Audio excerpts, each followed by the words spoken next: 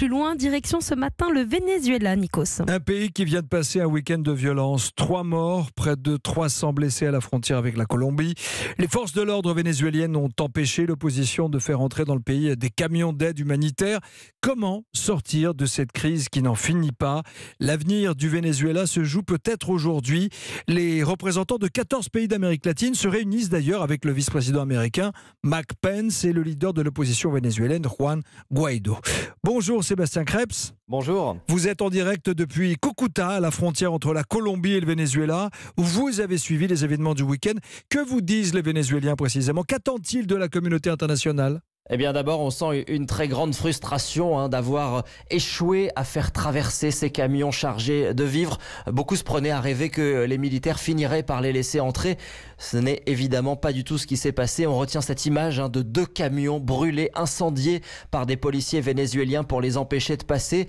Et devant les cendres de ce qui était un stock de médicaments, Maria ne pouvait retenir ses larmes. C'est une dictature d'assassins. Tant de gens attendaient ces médicaments et ils ont tout brûlé.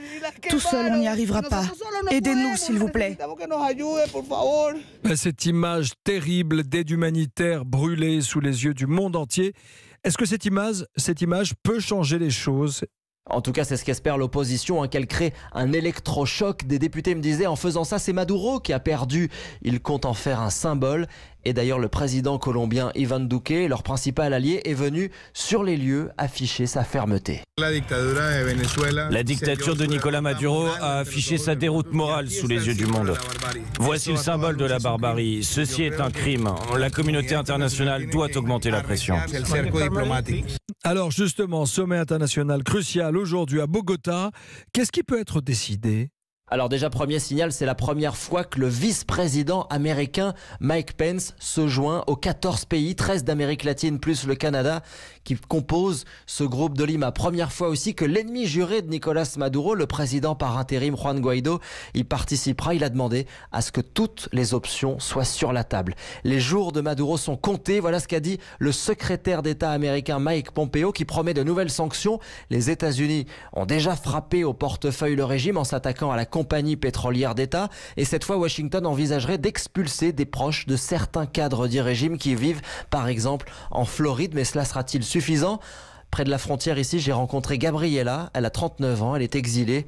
Elle attend beaucoup plus. Tant qu'il n'y aura pas d'intervention militaire contre Maduro, il ne se passera rien.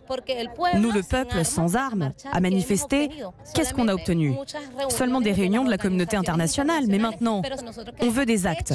Et s'il le faut, qu'ils viennent le chercher et qu'ils le sortent par la force. On a entendu le témoignage de cette femme qui, en substance, demande une intervention armée. Est-ce qu'une intervention militaire, c'est une option possible, Sébastien ?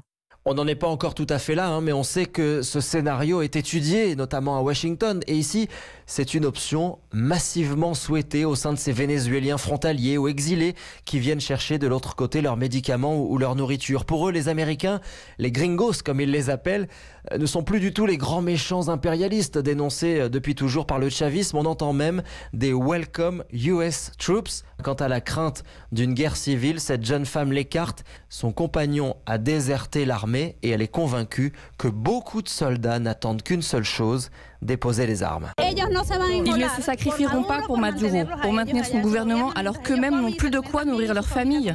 Ce n'est pas de leur faute, ils souffrent eux aussi, mais ils ont peur. Ils sont menacés, alors ils ne parlent pas. Et elle en veut pour preuve, depuis ce week-end, on compte déjà 156 militaires et policiers qui ont déserté et sont venus se réfugier en Colombie. Ça n'a évidemment pas du tout été suffisant pour faire basculer la situation, mais c'est peut-être un premier signe. Merci pour ce reportage, Sébastien Krebs, ce matin sur Europe 1 en direct de Cúcuta, à la frontière entre la Colombie et le Venezuela. Réunion peut-être décisive aujourd'hui que vous nous ferez vivre sur l'antenne d'Europe 1.